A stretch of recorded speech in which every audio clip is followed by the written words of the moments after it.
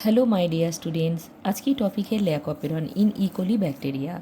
इसके पहले ये समझना है व्हाट इज़ ऑपेरॉन।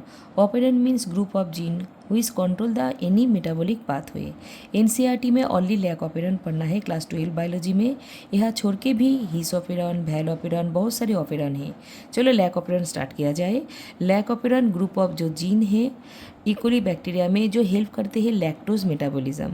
देखो मेटाबॉलिज्म का अर्थ होता है डाइजेशन, डाइजेस्ट कर देना।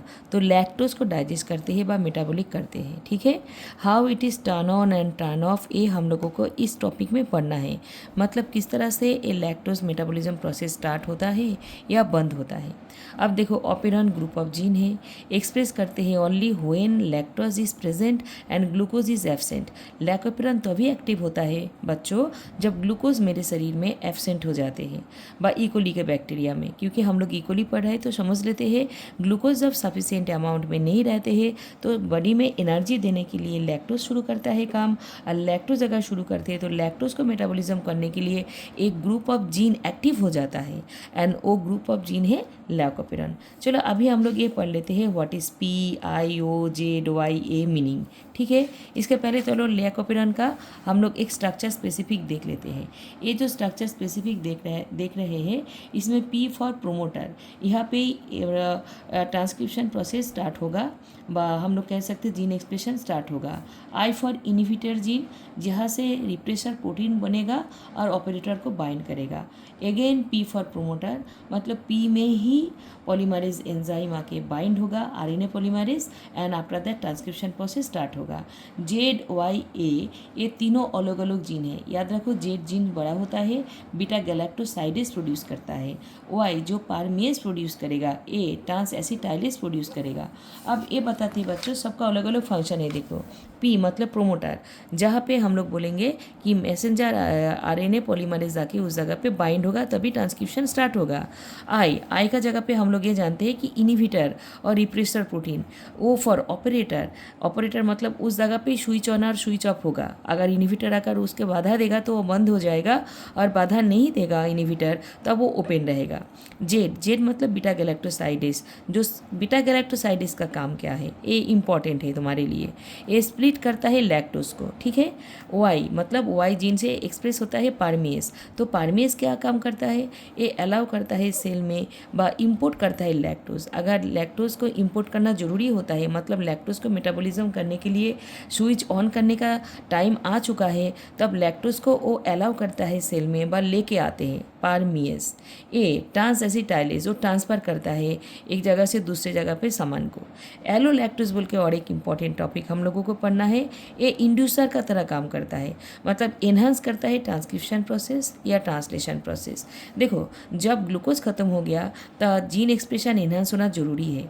एलोलेक्टस जो इंड्यूसर है, एलोलेक्टस इंड्यूसर हमारे हिसाब से दो हैं, जो आर की लैक्टोज भी है और बीटा गैलेक्टोसाइडेज भी है। तो लैक्टोज व एलोलैक्टोज जब नॉट प्रोड्यूस होता है, नॉट प्रेजेंट रहता है, तब ऑल एंजाइम नॉट प्रोड्यूस होता है। ZY ये एक्सप्रेशन नहीं करते हैं। बट एलोलेक्टस जो आइसोमर है लैक्टोज को, वो एक्सप्रोज करती है बाय एक्सप्रेस करते हैं ZYA। अभी ये जो चीज़ हम बताए अभी, इसको चलो अभी elaborately slowly with the help of diagram में हम लोग पढ़ लेते हैं कहाँ पे स्विच ऑफ और कहाँ पे स्विच ऑन होता है। चलो अभी ये जान लेते हैं इसका मेकानिज़म। दो फेज में है।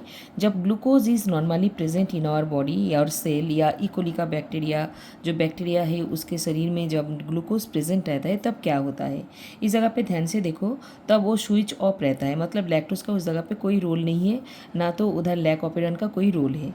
तो जब स्विच ऑफ होता है या RNA पॉलीमरेज इस जगह पे आता है प्रोमोटर के पास, इधर पे ट्रांसक्रिप्शन होता है।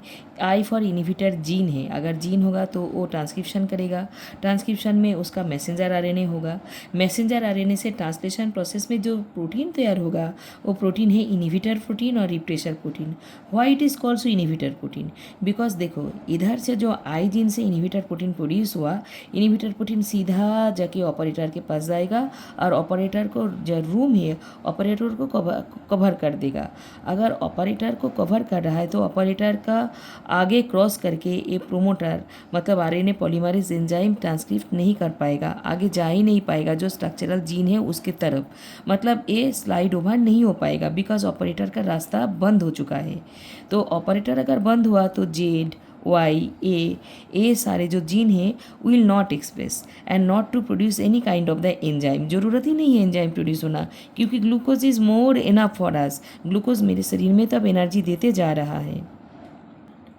अब ये पढ़ना है कि ग्लूकोज जब सफिशिएंट अमाउंट में प्रेजेंट नहीं है तब लैक्टोज प्रेजेंट होता है, और इंस्टेड ऑफ ग्लूकोज में वो मेटाबॉलिज्म होना जरूरी है और एनर्जी लेना जरूरी है।